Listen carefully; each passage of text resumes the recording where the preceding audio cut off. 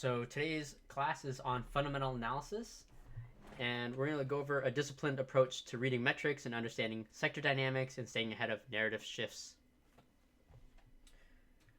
What we're going to cover in this class, we're going to go over core metrics, so things like net profit margins, forward PE, cash flow, revenue growth, EPS, very basic fundamental metrics.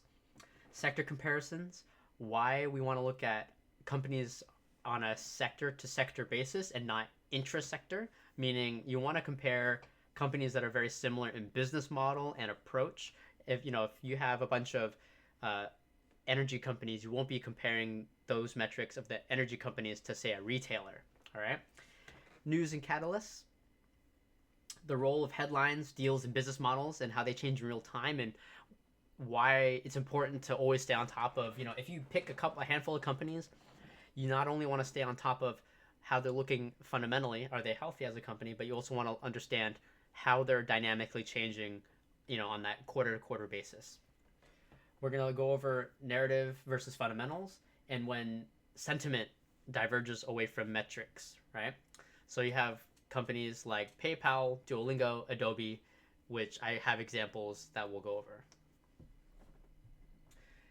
Am I going to be posting the slideshow? Yeah, I'll be posting the slideshow in our Premier Education channel. I really need to start filling it out, so you'll see that there.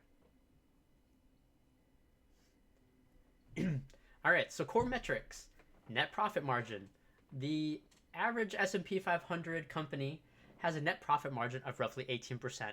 Does this mean anything to you? Not necessarily, but if you're looking at companies' net profit margin, that's basically how much revenue they're taking in, right? Minus expenses gives you net profit. And why this is important is because the higher a company's net profit margin is, that means they're keeping more of the money that they're making. High margins equals high pricing power and efficiency. The closer this number is to 100, you basically have infinite money printer as a company, right?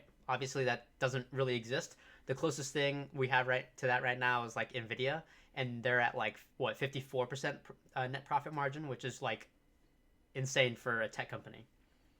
Then we have forward PE, which, if you don't know what PE is price to earnings. It is price relative to the expected earnings, and what that means is it's comparing the current share price to how much the company is earning. And typically, if you have a higher, a lower PE, then you can typically say that the company is in a healthier spot, right? If the company price, if the share price is low, but they have higher earnings relative to where their share price is and the valuation of the company, then you could say that that company is healthy. Something that is used often in most thesis and most metrics in industry, I would say, from what I've seen at least, is FCF, which is forward cash flow, and it shows basically the free cash flow versus current revenue and earnings, and how the earnings now can kind of help you determine the value of a company later, right? So if a company is earning a lot of money now, and then they project X amount of growth from now until 3 years from now, then you could say, if the cash flow grows in that amount, then you could say that the company valuation should probably grow in that amount as well. Other things to look for, which is pretty easy to find, is year-over-year growth. You want to see if your company is growing users. Is it a growing business from a revenue perspective? How is it expanding, and in which way? And then last but not least is earnings per share, or EPS. Typically, we want to look for earnings per shares, during quarterly earnings. We want to look for beats. Anytime a company beats earnings per share, that's great. Does it mean the share price of the stock will go up? Not necessarily. For the most part, a lot of the earnings reports that we've had recently, they may beat earnings per share, but the stock price drops. There is no inherent reason for that, right? There's a couple of different factors that factor into the share price moving based on earnings per share release, but we won't go into that. What earnings per share tells you is the per share earnings growth and trajectory. So if you are looking at how much the company earns versus how much the shares are worth, right? You want this number to be technically as big as possible. If the company is earning a ton of money versus the valuation of the share price, great company. Does it, does that necessarily mean that every quarter that earnings per share will continue being higher or lower? Well, it varies, right? So if you're buying a company that's down here and the earnings per share is pretty good and it climbs up in that quarter, earnings per share will most likely be a little bit less than the previous quarter, right? Because then the share price to earnings kind of balances out. Or you could get an example like Meta, where Meta had to pay a giant one-time fee, so their earnings per share just absolutely plummeted. And that sent the stock also plummeting, right? So one could say that's an overreaction. They may not, people, algorithms or institutions or just people in general might have been looking at their earnings per share as just purely the number and not digging a little bit deeper. And that's one of the reasons why you want to kind of get context for that earnings per share. What percent number should we be looking for, or what ratio, or what? These 5 metrics. Are you saying we should compare these 5 metrics to different companies within the sector? So these core metrics are metrics that you can look at for any company, and I would look at companies in the same sector, right? If I'm comparing companies like Exxon and Chevron, right, that's a good comparison. I can look at their numbers and see, oh, which one is more expensive versus the other, right? They're very similar companies. I would not compare, Costco to Nvidia. Very different business models. So in that way, that's why you need to look at these metrics on a sector to sector basis. I have a different slide on that. For the free cash flow, there's not a percent number that you're looking for. All free cash flow tells you is, if they have a cash flow now and the company projects a particular cash flow, like a certain cash flow in the future, right? If the valuation of the company today based on its cash flow is this, right? Then we could say that if the cash flow continues to grow by some amount, then the valuation of the company should also follow, right? So it's not more of a, what percent should you be looking for? It's more of what is the valuation of the company relative to its cash flow now, and how can we use that to kind of project in the future what that might look like. And obviously there's a lot of things that can change on a quarter to quarter basis, right? So take that with a grain of salt. Yeah, sure, we can do a review of a company. I just want to get through some of the slides and then we can take a look. I do have TradingView and I have FinViz open, which is good for comparing companies. So sector comparisons, we just talked about this. Context is everything. A metric means nothing without a peer group, right? You could say that, okay, so like there's certain metrics where if you have 100% net profit margin, it doesn't matter what sector you're in, you're basically printing money for like forever, right? FinViz, yeah, the company, the website is called FinViz. If you want to take a look at finviz.com while we're talking about this, while I present this stuff, then feel free to take a look at it. It's really cool. It's got built-in screeners. You can screen by market cap. You can screen by different metrics. There's way more metrics than the ones I've presented, and they all have their place, right? It really comes down to how you want to evaluate a company. So net margins vary widely by sector. Retail will be one of the least amounts, and also technically food. I believe like restaurants, things of that nature, their profit margins are pretty terrible. So for retail companies, it's more about the volume of which they're pushing their product versus the profit margin on the product that they're selling. All right. You would never compare a software as a service company to a retailer. And the reason for that is because software companies, their overhead is far less than what a retail is, right? If you're doing this, we could do Amazon versus Walmart. So the thing is, so the thing about Amazon is that Amazon is always pushing the envelope as a company, right? So they're not, if you look at their metrics traditionally, Their revenue is climbing very steadily, right? But their margins are very tight. But they could most likely widen those margins whenever they want. But the reason why those margins are so small is because they're taking all that revenue and putting it back into the business. All right. So you can use sector median margins as your baseline. So you can take a look at what are the net margins in that particular sector. And then you can say, if the company's net margins are above this, it's a better company. If it's below it, it's a not so good company, right? But this gives you a broad idea. It's not the end all be all. This won't tell you exactly, oh, I'm going to buy a company whose net margins are really good in this quarter. I'm going to go and buy a ton of the stock because their net margins are really good. I think it'll go way higher. That's not how this works. It's more of evaluating the company at that time to see, do they have that potential to go up in valuation, right? That's all the stock market is. The stock market is literally just you trying to find companies that are well priced for the business that they are. Share price versus actual business, completely different things. That's why when we have price crashes like the one we saw in April, right? I give an example, like a company like Microsoft. None of their fundamentals, or like a company like Meta or even Amazon, none of their fundamentals changed in the month of April for the most part. Maybe Microsoft a little bit because, Anthropic is kind of disrupting the space a little bit. But for the most part, the company is not going to change that much in 1 month. So from there, you can look at, the share price versus the underlying metrics, right? The underlying metrics versus the share price. The share price might fall below what the underlying metrics are telling you. And I actually have another slide about that a little bit later. So you want to look at in a sector. Any questions about, anything about this? I'll pause here for 1 minute. Answer any questions you have regarding this one topic.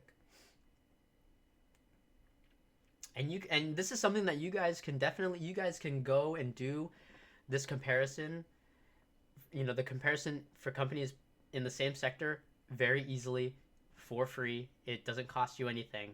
All you have to do, what you could do is you can go to finviz.com and you can just look up companies by sector and then sort by market cap and then pick out the top 5 companies by market cap and just compare their metrics and see, what are their similarities? Where does one stand out versus the other? That's an exercise I would probably do.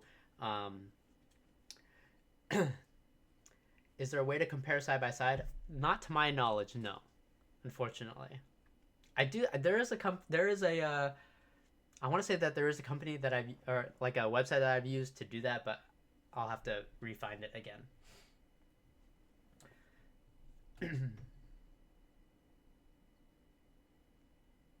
Let me get some water.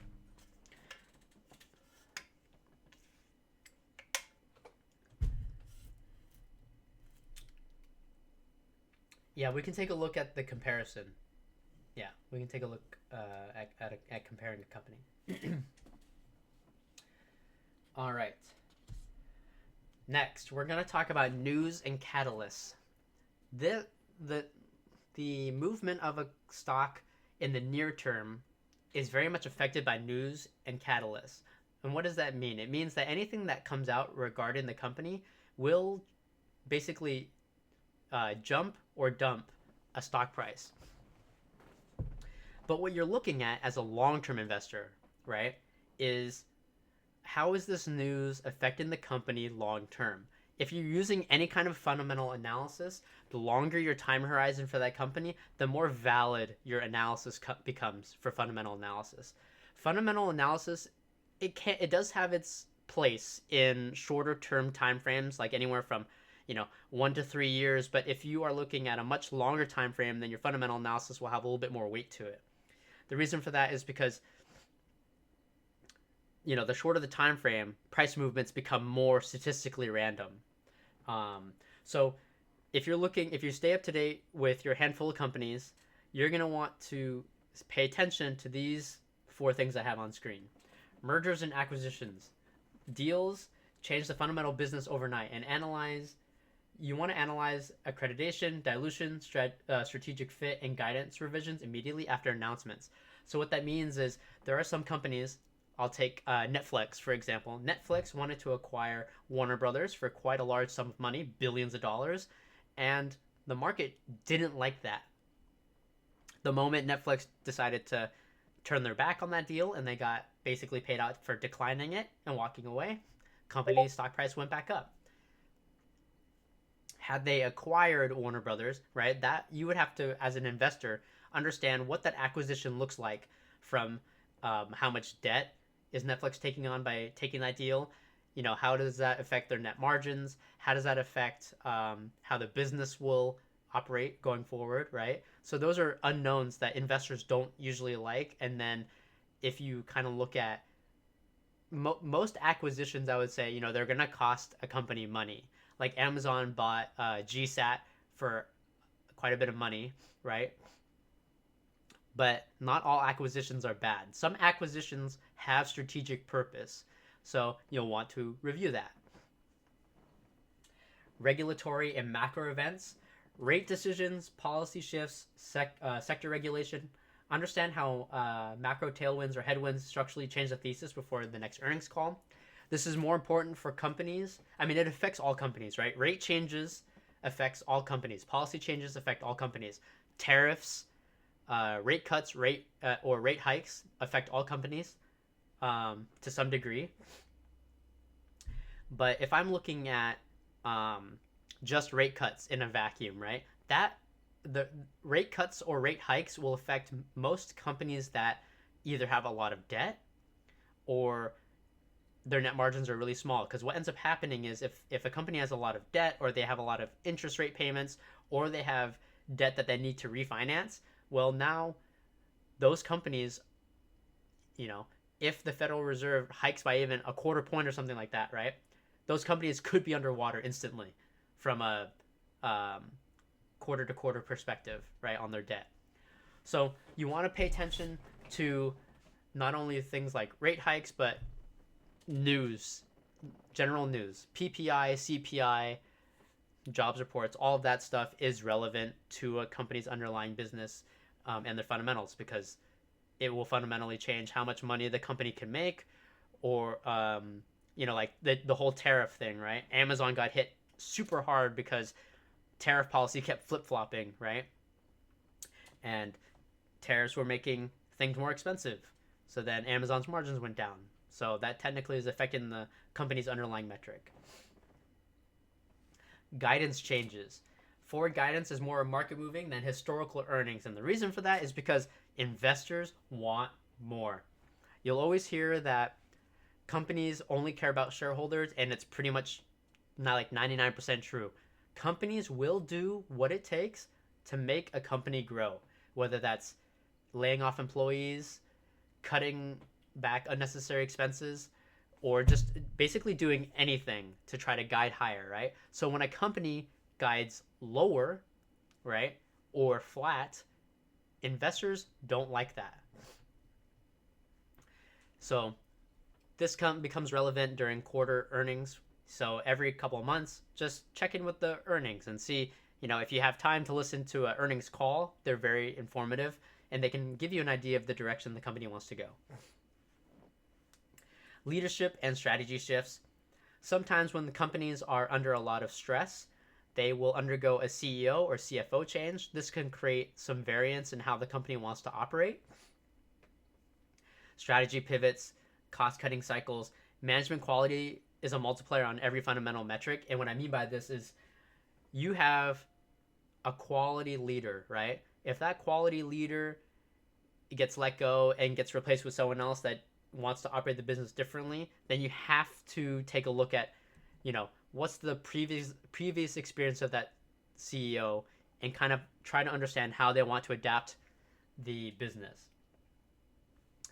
More often than not, companies that are changing CEOs, they're doing it because they want to move the company in a certain direction. So understanding the when and why, and then who is taking over is important for that. More often than not, this isn't like a massive thing, but like companies like Disney have moved CEOs like three 3-4 times in the last 20 years, right? So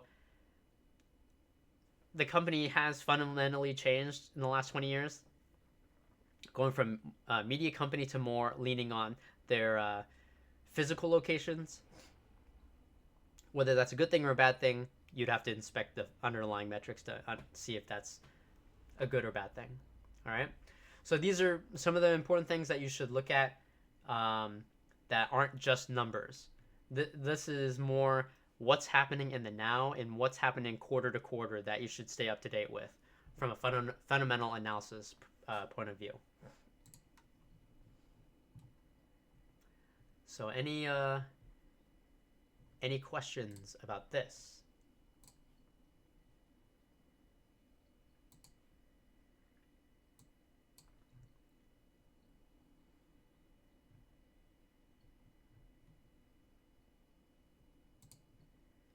Nope, no questions? Okay, next slide. So, narrative versus fundamentals. So, you can take a look at all the fundamentals you want on paper, right? And for the most part, the numbers that you're looking at are reported ones, meaning it's all past data. And you'll find that there are some companies that exist out there that have amazing metrics, traditionally amazing metrics, but the narrative and market sentiment crushes the stock price. And you don't want to be on the wrong end of a stock falling to its inevitable demise. In this example here, I have PayPal, Duolingo, and Adobe. PayPal, strong fundamentals, but PayPal, if you're looking at it as an investor, it has been going nowhere but down, right? Why is that? Well, one could say lots of other companies are taking PayPal's lunch, and it's not really it's not the hot stock on the block for what it does. PayPal doesn't have anything really special. I mean, it has Venmo, and you can still use PayPal, but there are like tons and tons of competitors in the space now. And even though PayPal's fundamentals look great, there just isn't that much growth, right? Their users may be growing slowly. They're not losing users, but it's not something I would want to get into unless PayPal comes out and says, we're using AI to do XYZ, and then it just goes to the moon. But that's a whole other thing. So PayPal is an example where metrics are great. It's going down.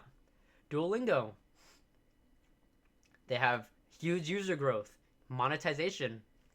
Their price to shares, good.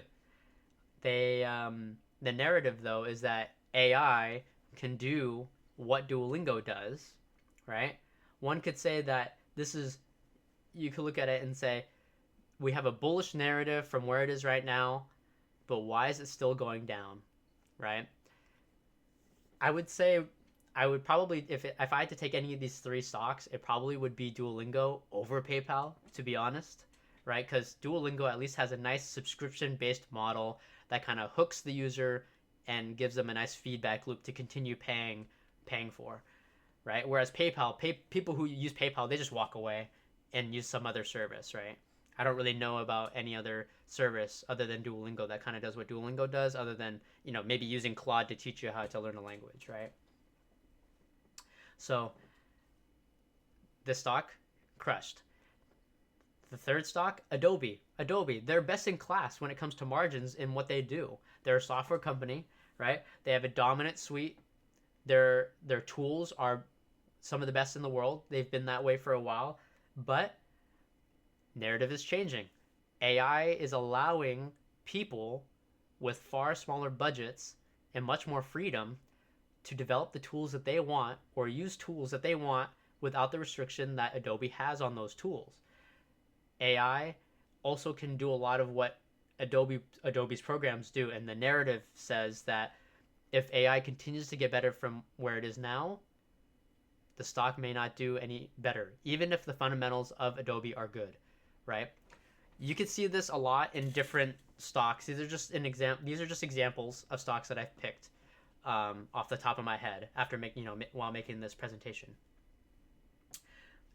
But there are lots of times where the market will not agree with underlying fundamentals, and you have to really get in tune with why the market is thinking a certain way. You can use this to your advantage, right? By going against the narrative and saying, "Oh, well, everyone thinks that this stock is a piece of garbage. Maybe maybe I bite the bullet and buy it with the anticipation that that narrative may flip at some point in the future, right?" Look at like I'm going to ignore fundamentals for this example, but Hims, right? Hims had a lot of things going for it until it had a lot of headwinds against it. So then the stock itself got pushed down quite a bit because of things like lawsuits. NVO was kind of a big barrier for them. Their peptides were kind of they weren't FDA approved and they're kind of sketchy. But now narrative is flipping, and the way that they're navigating this into their future, it might be interesting to get back into Hims after they've found the bottom, at sub 20. Right? So narratives do drive some stocks, right? You just want to understand, is the company good fundamentally? What's the narrative for that company? Why is it the way that it is? And try to come up with a thesis for yourself on if you want to take that step into buying a stock versus just watching it go up or down. All right. Next slide. So that's kind of all I have here. This slide just kind of outlines what we talked about. You have the actual numbers, things that you can look at, the ones that I've kind of outlined: net profit margin, forward PE, cash flow margin, revenue growth, earnings per share trajectory. We went over comparing companies within the same sector, important. We talked about why near-term catalysts on a quarter-to-quarter basis is important, and we just discussed narratives. So any company can be great fundamentally, but if 99% of the market says, "I don't like this stock," then the stock is going to go down, right? At the end of the day, it's buyers versus sellers, and if a majority of sellers say, "I don't want this stock anymore," you're going to, that stock is going to go down. Does that mean it's necessarily the right direction for the stock?